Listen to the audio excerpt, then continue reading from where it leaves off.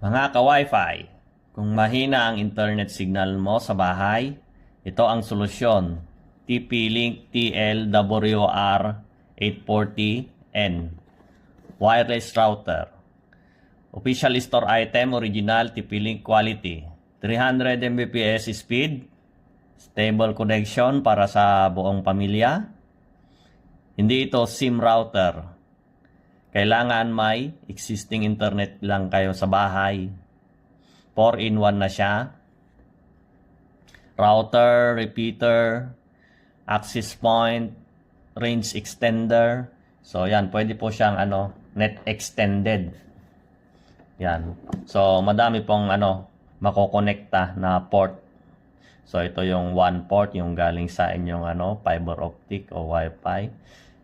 So, ito naman yung mga LAN ports para ma-split para sa mga PC, TV, o laptop, o anong gadget man yan na meron kayo. So, ibig sabihin, pwede mo palakasin ang Wi-Fi sa buong bahay.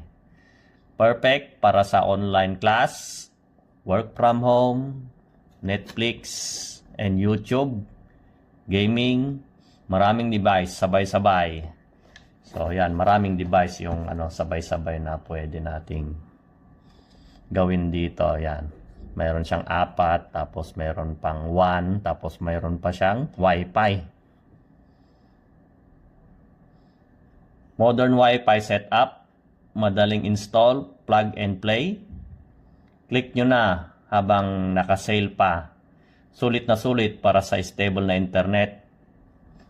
Wala ka ng lag, walang putol, smooth Wi-Fi everyday.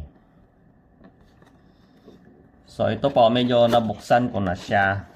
Pakita ko mamaya yung product na ginagamit ko na siya Kahit 24/7 yan, maganda, matibay siya. So meron lang siyang yung charger, adapter, tsaka yung router.